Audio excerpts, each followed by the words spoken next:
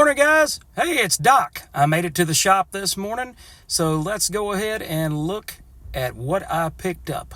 I'm changing up the format a little bit today, so hopefully you guys enjoy it. Let me know one way or the other if you did or did not. So anyway, let's get into what I picked up and what I'm going to be reading today. Let's go here.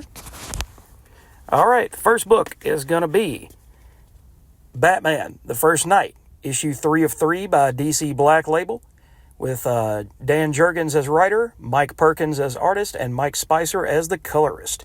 So I can't wait to see how this book finishes up. It's been a nice little romp through 1939 Gotham with really excellent artwork from Mike Perkins with colors by Mike Spicer.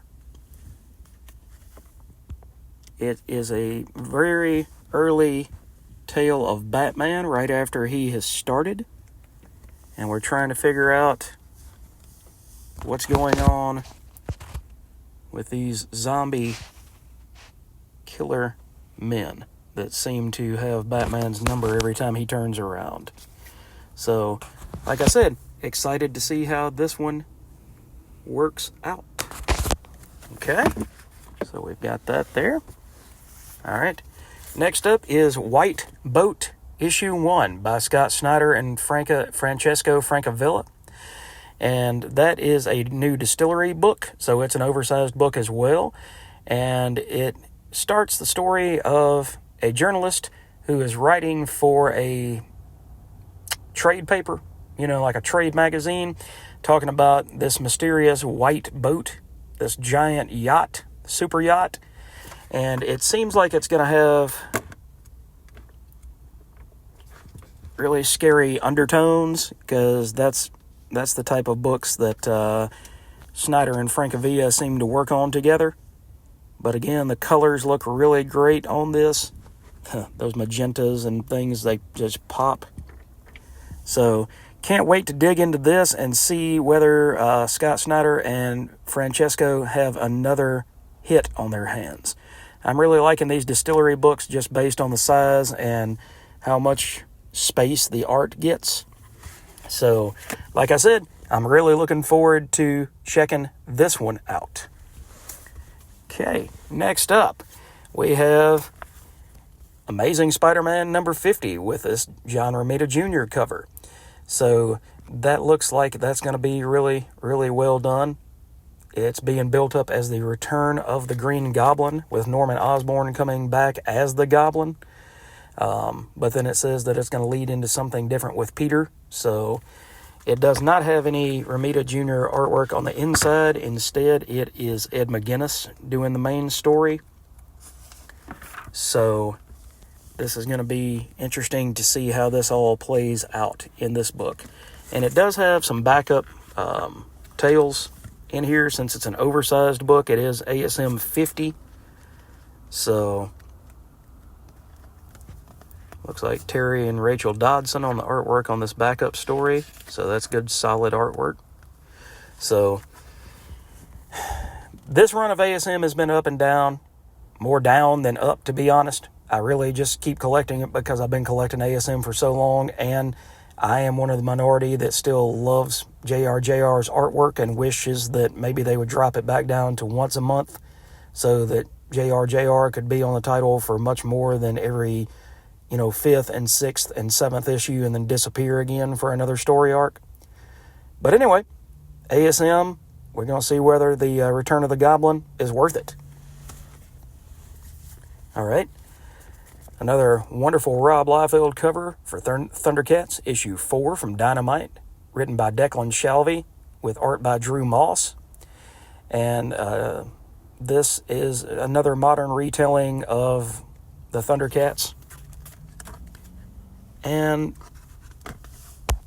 this book doesn't have the same punch artwork-wise or story-wise as the Energon Universe books. I know that other people have said that as well.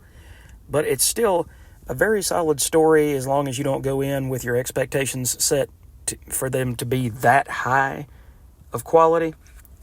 But I'm thoroughly enjoying this as an 80s kid. I'm enjoying how the story is going, and for the most part, I'm enjoying the artwork as well. So if you guys are 80s kids like me and you grew up in that time and Thundercats was one of those properties, along with Mask and Transformers and G.I. Joe that you enjoyed, check Thundercats out. Give it a shot. It's only 4 issues in. I think it's still pretty accessible, and I think you can probably find most of the back issues either at your local shop or online for pretty cheap. Okay, next up, we have the continuation of The Superior Spider-Man by Dan Slott, Christos Gage as writers, and looks like Mark Bagley is still doing the artwork with John Dale doing the inking. So, looking forward to seeing what's going on with the now Superior Spider-Boy. Oh, it ran off on me, guys. But you've got Dr. Octopus still doing the goofy lingo there. Explain, tell me what you're doing. And then you've got all of these villains. And they're just giving Ock hero worship, which is the last thing that he needs. Oh, that's nice. I've been waiting on that one to come out. Spider-Man Reign 2 by Carrie Andrews with colors by Jose Villarrubia. But this has still got solid Mark Bagley artwork. Nothing to complain about there. These Ultimate books, Ultimate X-Men and Ultimate Spider-Man, have kept my attention. I might check out the Ultimates issue 1, but I've actually been trying to cut back on what I'm buying rather than add to it. And Ultimate Black Panther, to me, after that first issue, it was interesting, but it didn't hit in the same way that Ultimate Spider-Man did, so I dropped it. But to go back to this, it's just got that wonderful Bagley artwork. I'm excited to see Mark still doing Spider-Man, because I know once he gets done with this run of Spider-Man, that'll probably be it. We probably won't look for any more long-form, multi-issue arcs to be coming from him as artist. So, looking forward to this one.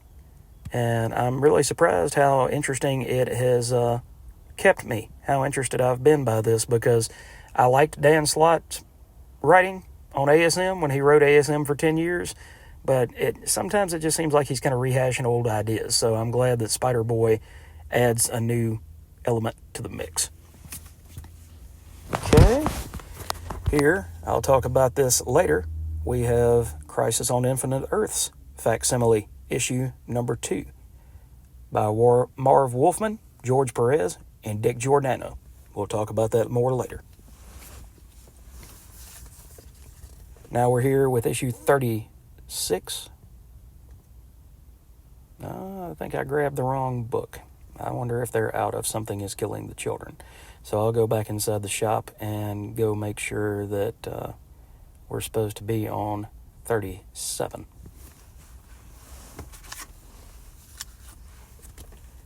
Conan the Barbarian, number 11, by Jim Zub and Roberto De La Torre. I can't wait to sink my teeth into this one.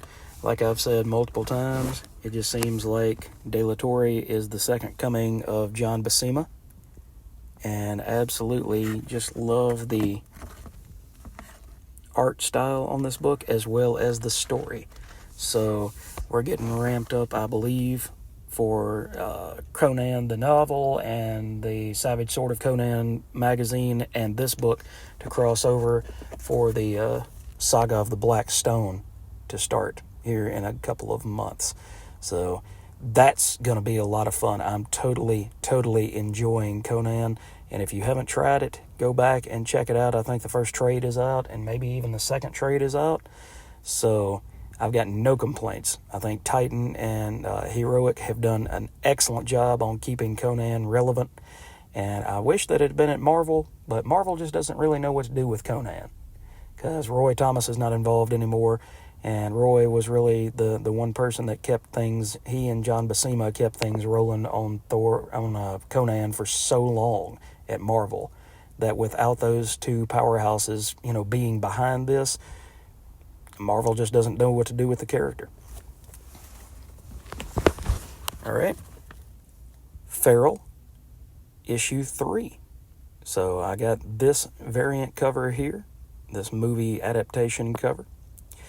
And we're going to continue the story of these three cats who are trying to get home in a world that looks like it is completely upside down. This is with cats rather than Stray Dogs, and Stray Dogs was a story about serial killers and things like that featuring animals, and this is more Night of the Living Dead with feral cats and wild animals. So the artwork really reminds me of like a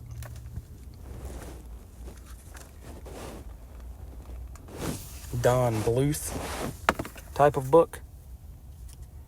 I think I might have gotten in too big of a hurry today, folks, because this is actually a reprint of issue 1, not the new book. So let me go back in here and get everything sorted out. But we've only got one more book that I know is the correct book, and this was Void Rivals issue 9. So this has got Springer on the cover. It's written by Robert Kirkman with art by Lorenzo De Felici. And it has been an excellent, excellent title that I have been happy to add to the Energon Universe books. I almost dropped it with issue 7, and then I decided, you know what, I'm going to keep on keeping on with it. Kirkman and De Felici also worked on Oblivion Song, so they've had a long working relationship together.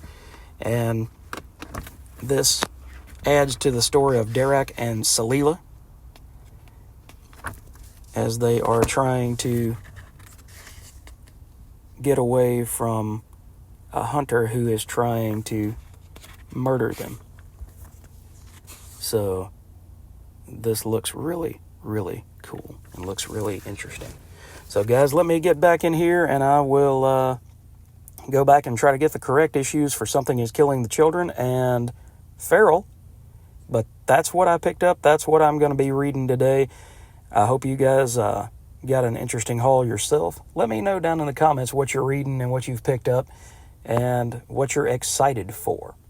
So thanks again, guys, for sticking with the channel. Thanks again for being here and supporting the channel. This is what I love to do. I love getting to come in here every Wednesday and not just read these books, but I get to share this with all of you guys on YouTube. So if you have not yet, please like and subscribe. There is, of course, not going to be any X-Men videos today because X-Men 97 is finished with Season 1. But I will see if I can come up with 2 or 3 other video ideas for today. So keep a lookout for that, guys. And again, like and subscribe. Keep watching for more content just like this. Have a great day, and we'll see you in the next video.